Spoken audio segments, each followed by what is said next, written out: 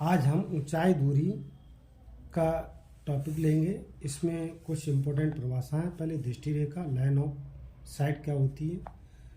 तो line of site क्या होती है? यदि कोई प्रेक्षक और एक वस्तु, प्रेक्षक जहाँ देखने वाला कोई व्यक्ति होता है उसे हम प्रेक्षक कहते हैं, अर्थात उसकी आँख यहाँ स्थित होती है, यहाँ हम आँख बना सकते हैं। तो यहाँ से, और ये वस्तु है, तो प्रेक्षक और वस्तु को मिलाने वाली रेखा दृष्टि रेखा कहलाती है। तो ये प्रेक्षक और वस्तु को रेखा मिला दो, दृष्टि रेखा हो जाएगी। क्षैतिज रेखा क्या होती है? Horizontal line. क्षैतिज रेखा वह रेखा जो प्रेक्षक की आँख से भूमि के समांतर जाती है, क्षैतिज रेखा कहलाती है। चित्र में ओ ए से दिखाया है, ये क्षैतिज रेखा होगी। उन्नयन कोण क्या होता है? यदि क्षैतिज रेखा और दृष्टि रेखा के बीच बना कोण उन्नयन कोण कहलाता है। उन्नयन कोण में, जैसा कि चित्र में दिखाया है, उन्नयन कोण में व्यक्ति को अपने सिर को ऊपर की ओर उठाना पड़ता है। प्रेक्षक या व्यक्ति को अपने सिर को ऊपर उठाना पड़ता है। अवनमन कोण क्या होता है? क्षैतिज रेखा और दृष्टि रेखा के बीच बना कोण अवनमन, ये अवनमन कोण कहलाता है।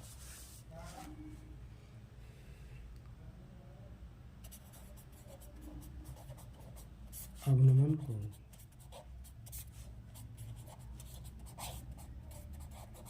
क्षैतिज रेखा और दृष्टि रेखा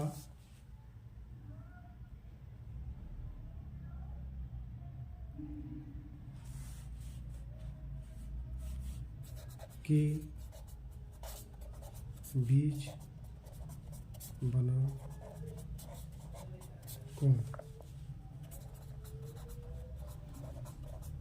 अवनमन कोण कहलाता है। लेकिन प्रेक्षक यानी कि व्यक्ति को अपने सिर को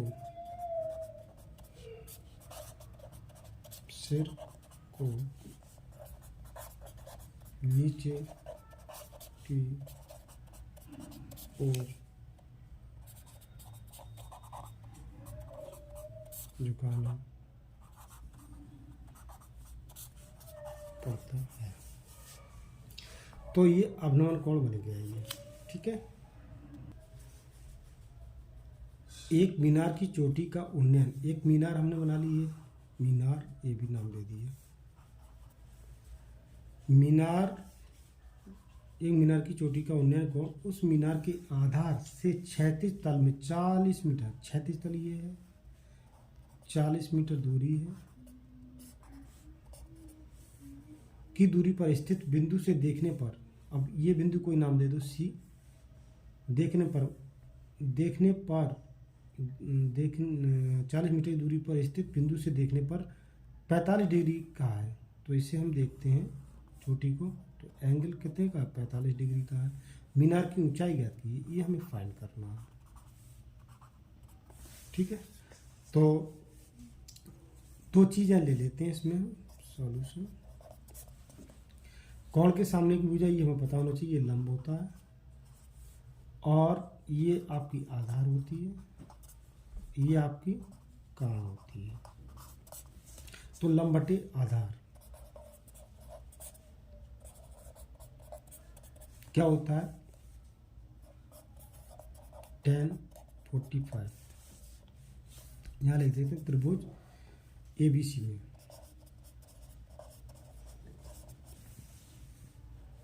tan 45 का मान कितना होता है? ये तो लंब H में फाइंड करना है, आधा हमने 40 दे रखा है और tan 45 का मान 1 होता है। क्रॉस मल्टीप्लाई कर लिया, h बराबर 40 मीटर।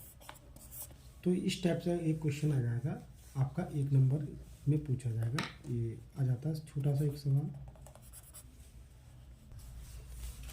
तो यहाँ लिख देंगे, अतः मीनार की ऊंचाई h बराबर 40 मीटर। एक खंभा जिसकी ऊंचाई 20 मीटर है, मान लीजिए ए बी एक खंभा जिसकी ऊंचाई कितनी है 20 मीटर है, पर एक झंडा लगा है। अब इसी के ऊपर एक झंडा लगा है फ्लैग, तो ए बी सी झंडा लगा हुआ जमीन पर स्थित किसी बिंदु से एक झंडे के पार, जमीन पर स्थित एक बिंदु है कोई डी। तो नंबर 1 क्या क्या, पाद मतलब आधार। पाद का मतलब होता है इसका आधार, ये पाद है मतलब आधार इसका। तो इसका उन्नयन कोण कितना, पाद और शिखर का उन्नयन कोण कितना, ये तो 45 रहा, और शिखर का उन्नयन कोण ये रहा, ये कितना है 60 डिग्री है, ये 60 डिग्री है। इसमें पूछा है तो झंडे की ऊंचाई ज्ञात कीजिए। तो झंडे की ऊंचाई हमने h मान ली, ये हमें ज्ञात करना है। क्या निकालना, ये। तो सबसे पहले नीचे वाला एक त्रिभुज ले लो, फिर ऊपर वाला ले लेंगे। तो चित्र से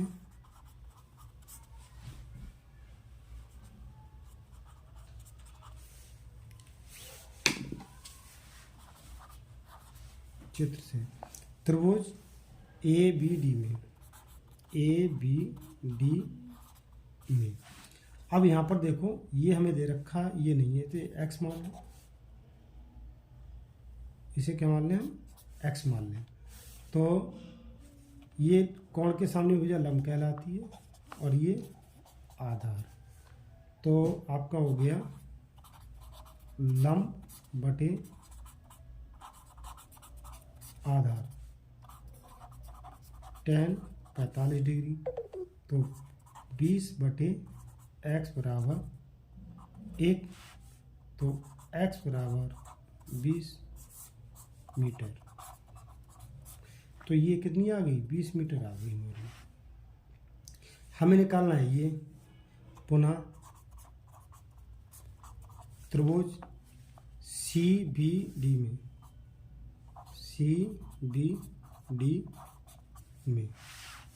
तो सी बी डी में ये हमें 60 दे रखा है, ये दे रखा है, तो हम लिखेंगे लंब बटे आधार tan 60 डिग्री, और लंब कितना है h प्लस 20 बटे 20, tan 60 का मान होता है √3। तो यहाँ 1 मान लो, क्रॉस मल्टीप्लाई कर लो, h प्लस 20 बराबर 20√3, ये आ गया। तो इसे हम पक्षांतर कर देंगे, h बराबर 20√3 माइनस 20 हमने कॉमन ले लिया, तो ये आ गया √3 माइनस 1 h, ये आ गया। तो इस टाइप की वैल्यू आ गई हमारी, h बराबर 20 ब्रैकेट √3 माइनस 1। तो इस आंसर को हम इस टाइप से भी छोड़ सकते हैं, या √3 की वैल्यू 1.732 लगा के हल कर लें तब भी आ जाएगा। वैसे सुविधा यही छोड़ना ज़्यादा बेटर है। क्वेश्चन नंबर 3, एक मीनार के आधार से दोनों तरफ 100 मीटर एक मीनार है। तो मान लीजिए एक मीनार है, ए बी क्या है, मीनार, दोनों तरफ 100 मीटर और 25 मीटर। तो ये मान लीजिए 100 मीटर दूरी है, और दूसरी तरफ 25 मीटर है।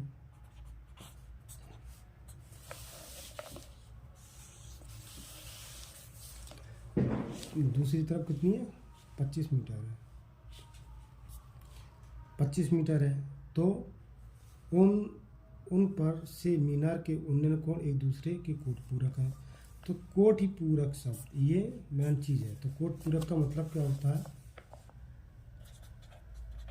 कोट पूरक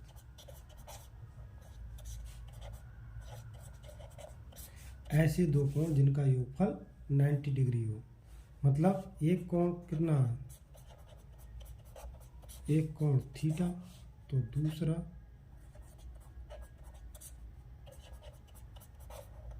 कोट पूरक 90 माइनस थीटा। तो यहाँ पर एक दूसरे के कोट पूरक है। तो ये मान लीजिए थीटा है, तो दूसरा ये कितना हो जाएगा 90 माइनस थीटा। ए बी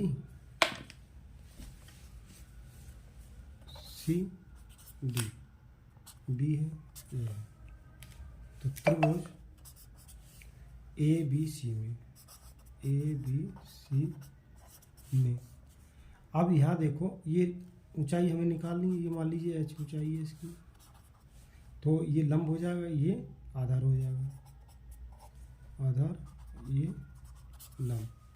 तो लंब बटे आधार tan 90 माइनस थीटा। तो लंब एच रहा और आधार आपका 100। tan 90 माइनस थीटा को लिखेंगे हम cos थीटा। समीकरण 1, त्रिभुज ए बी डी में, ए बी डी में तो क्या हो जाएगा, ये लंब है, ये आधार है, लंब बटे आधार tan थीटा, और लंब है आपका h, आधार है आपका 24। समीकरण 2, समीकरण 1 व 2 की क्या करना है, मल्टीप्लाई। समीकरण 1 व 2 की गुणा, 1 व 2 की गुणा करने पर जब दोनों गुणा हम करेंगे तो ध्यान से देखो, ये h ये h क्या हो जाएगा आपका h स्क्वायर, और ये आ गए 100 और ये हो गए 25 बराबर tan थीटा cot थीटा। ये आपस में कट जाएगा, तो h स्क्वायर बराबर 100 गुणा 25, वर्गमूल लिया जाएगा h का, 10 गुणा 5, h बराबर 50 मीटर। यही आंसर आ गया। तो एक क्वेश्चन नंबर 4, एक टावर के आधार से जाती हुई एक रेखा पर ए तथा बी दूरियों पर स्थित दो बिंदुओं के टावर की चोटी के उन्नयन कोण क्रमशः एक दूसरे के कोट पूरक है। कोण जो है तो सिद्ध कीजिए टावर की चोटी की ऊंचाई √ab है। एक टावर है ये टावर,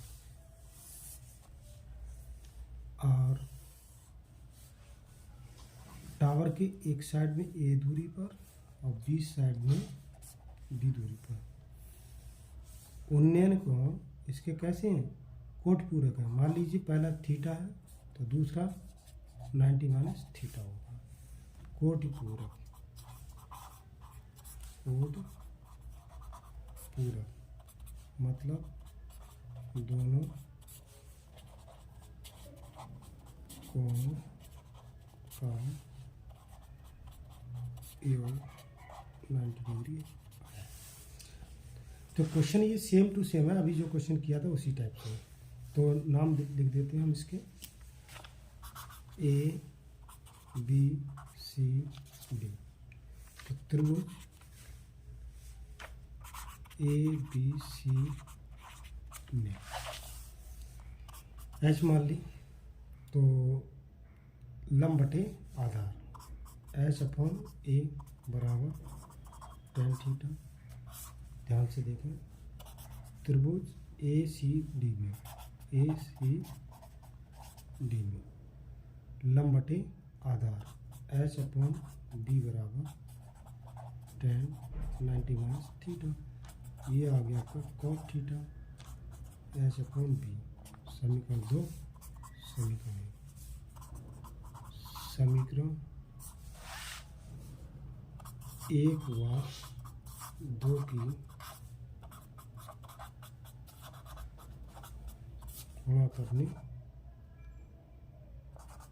पर, तो H upon A into H upon B बराबर tan theta into cot theta.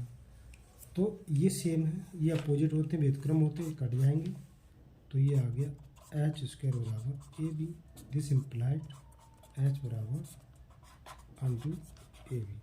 ये हमें सिद्ध करना है।